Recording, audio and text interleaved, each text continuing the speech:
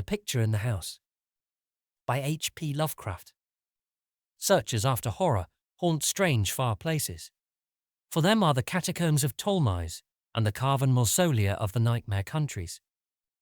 They climb to the moonlit towers of ruined Rhine castles and falter down black cobwebbed steps beneath the scattered stones of forgotten cities in Asia.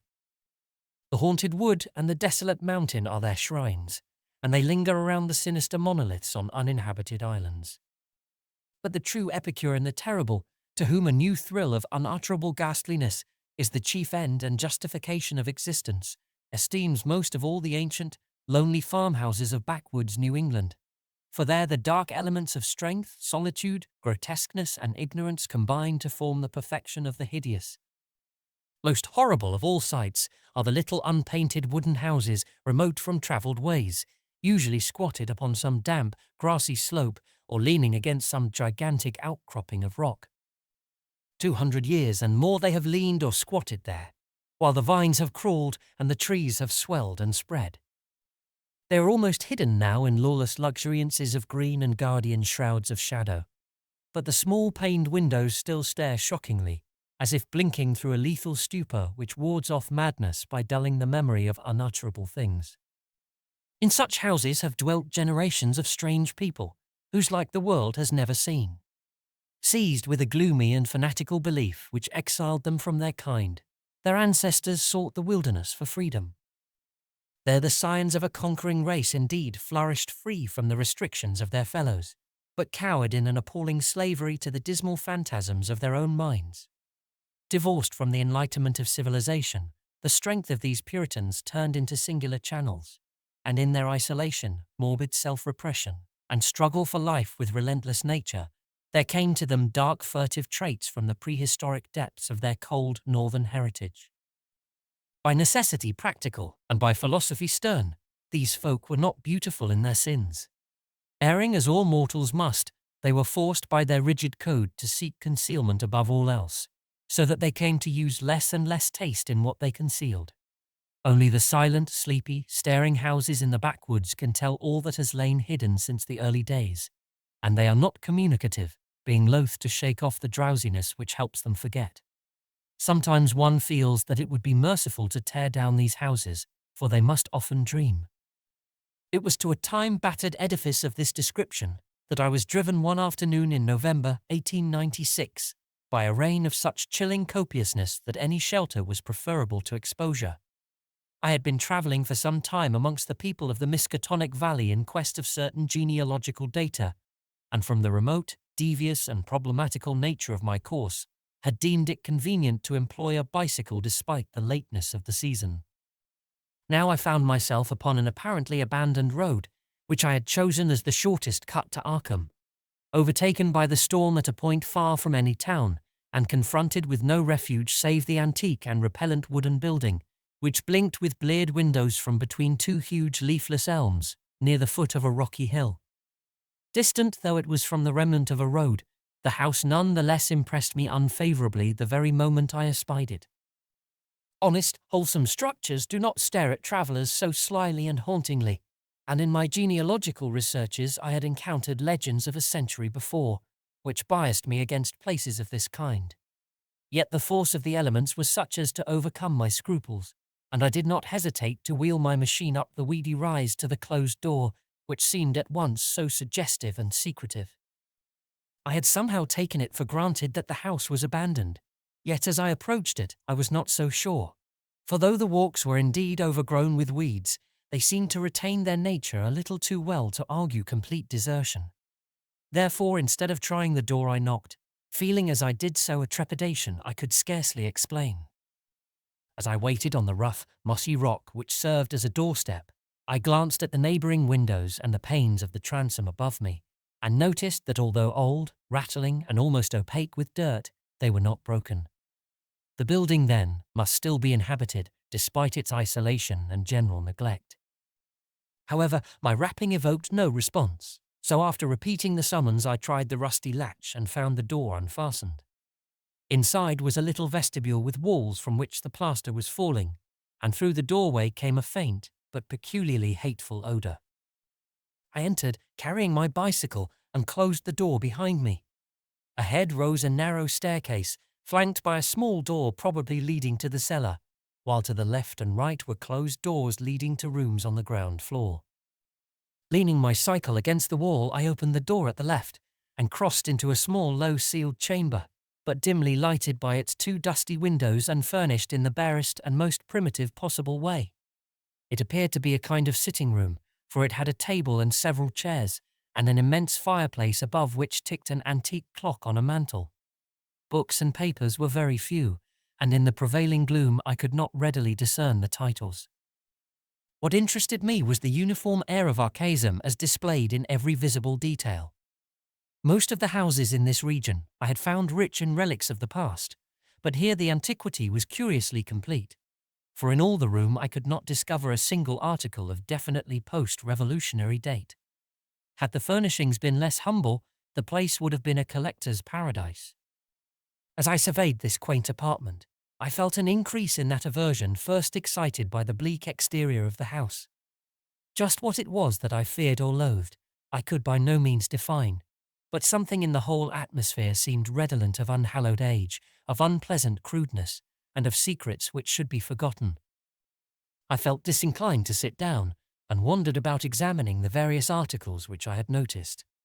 The first object of my curiosity was a book of medium size lying upon the table and presenting such an antediluvian aspect that I marveled at beholding it outside a museum or library. It was bound in leather with metal fittings and was in an excellent state of preservation, being altogether an unusual sort of volume to encounter in an abode so lowly.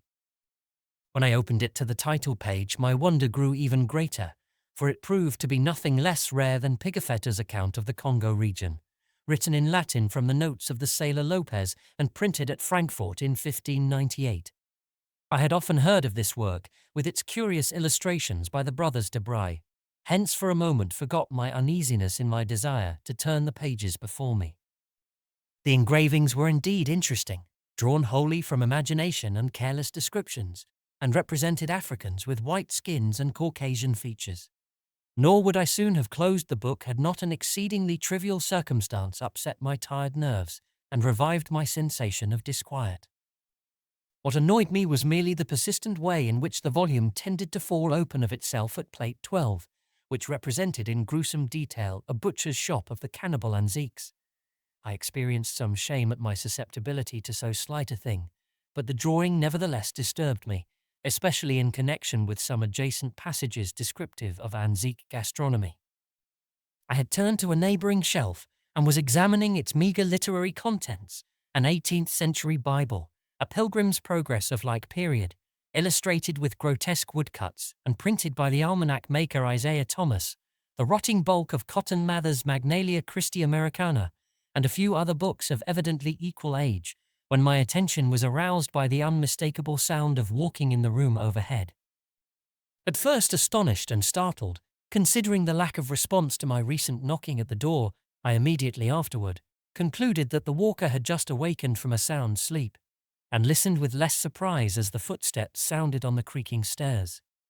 The tread was heavy, yet seemed to contain a curious quality of cautiousness, a quality which I disliked the more because the tread was heavy. When I had entered the room, I had shut the door behind me. Now, after a moment of silence during which the walker may have been inspecting my bicycle in the hall, I heard a fumbling at the latch and saw the panelled portal swing open again. In the doorway stood a person of such singular appearance that I should have exclaimed aloud, but for the restraints of good breeding. Old, white-bearded and ragged, my host possessed a countenance and physique which inspired equal wonder and respect. His height could not have been less than 6 feet, and despite a general air of age and poverty, he was stout and powerful in proportion.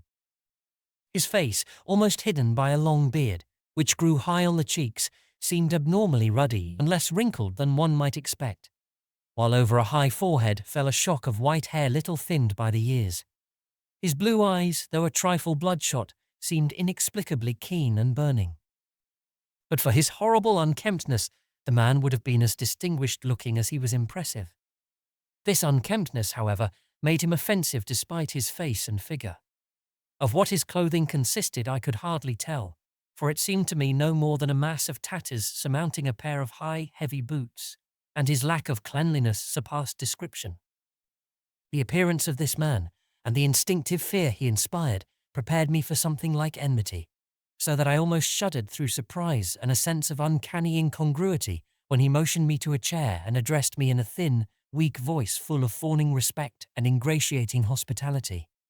His speech was very curious, an extreme form of Yankee dialect I had thought long extinct, and I studied it closely as he sat down opposite me for conversation. "Ketched in the rain, be ye?" he greeted. "Glad you was nigh the how you sen, had the sense ta come right in. I calculate I was asleep, else I'd a heard ye. I ain't as young as I used to be, and I need a powerful sight o' naps nowadays. Travellin' fur. I hain't seed many folks. Long this rud since they tuck off the Arkham stage." I replied that I was going to Arkham, and apologized for my rude entry into his domicile, whereupon he continued, "Glad ta see ye, young sir. New faces is scarce around here, and I hain't got much ta cheer me up these days. Guess you hail from Bosting, don't ye? I never been thar, but I kin tell a town man when I see him. We had one fur district schoolmaster in '84, but he quit suddent and no one never heard on him since." Here the old man lapsed into a kind of chuckle and made no explanation when I questioned him. He seemed to be in an aboundingly good humour, yet to possess those eccentricities which one might guess from his grooming. For some time he rambled on with an almost feverish geniality, when it struck me to ask him how he came by so rare a book as Pigafetta's Regnum Congo. The effect of this volume had not left me, and I felt a certain hesitancy in speaking of it. But curiosity overmastered all the vague fears which had steadily accumulated since my first glimpse of the house. To my relief, the question did not seem an awkward one, for the old man answered freely and volubly. "Oh, thet Africky book. Captain Ebenezer Holt traded me thet in '68, him as was kilt in the war." Something about the name of Ebenezer Holt caused me to look up sharply. I had encountered it in my genealogical work, but not in any record since the Revolution. I wondered if my host could help me in the task at which I was labouring, and resolved to ask him about it later on. He continued, "Ebenezer was on a Salem merchantman for years, and picked up a sight o' queer stuff in every port. He got this in London, I guess. He used to like to buy things at the shops.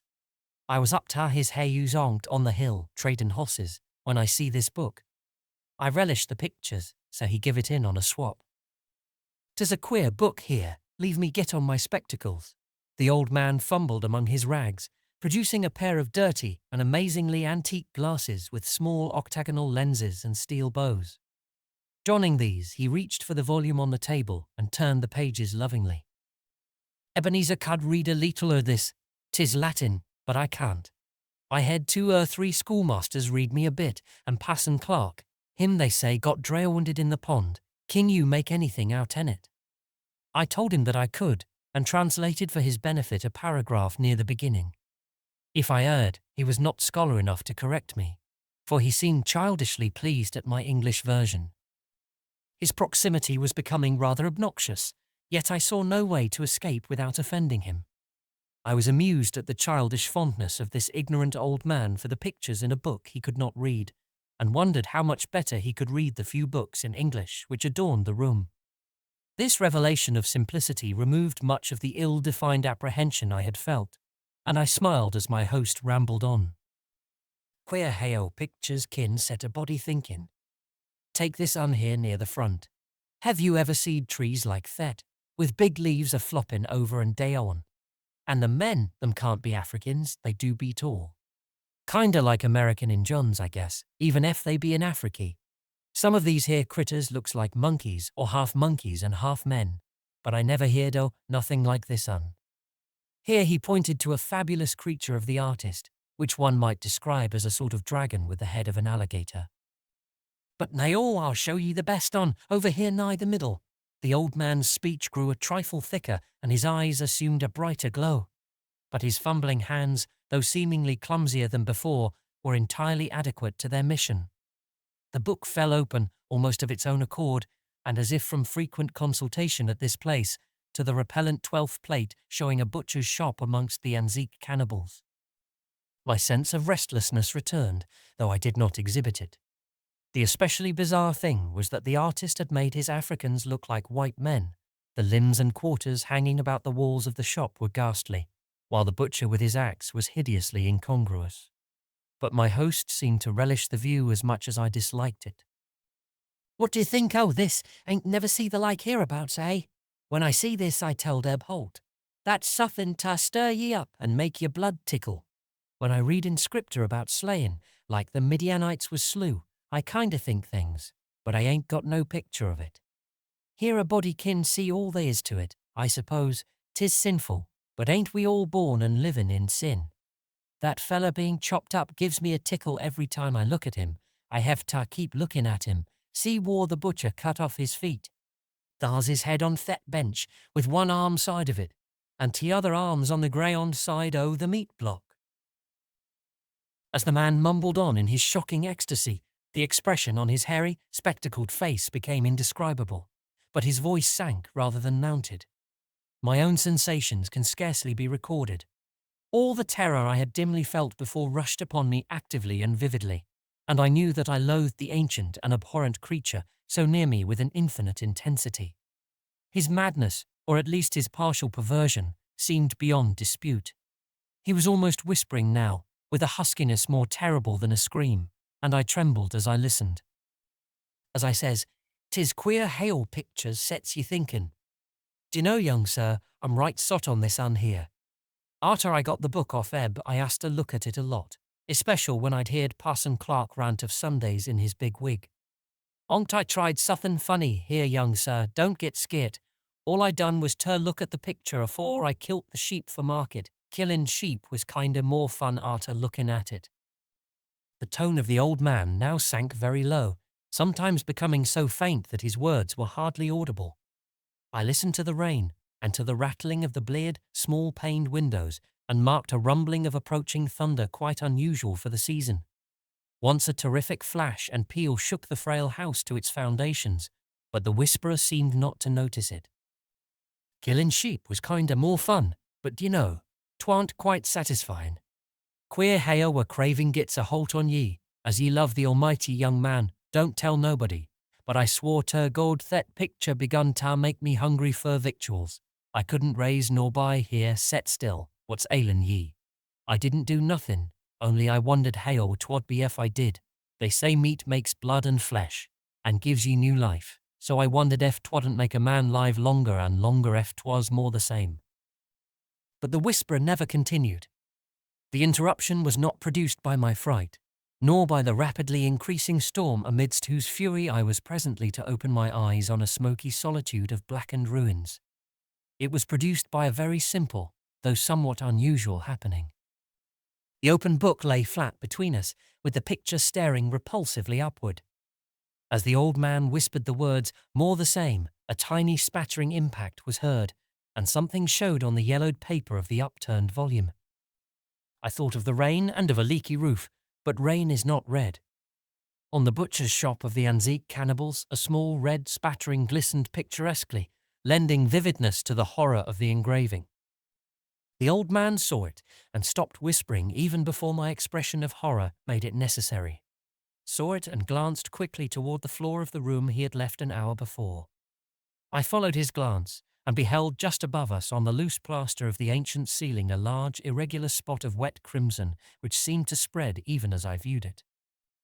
I did not shriek or move, but merely shut my eyes. A moment later came the titanic thunderbolt of thunderbolts, blasting that accursed house of unutterable secrets and bringing the oblivion which alone saved my mind.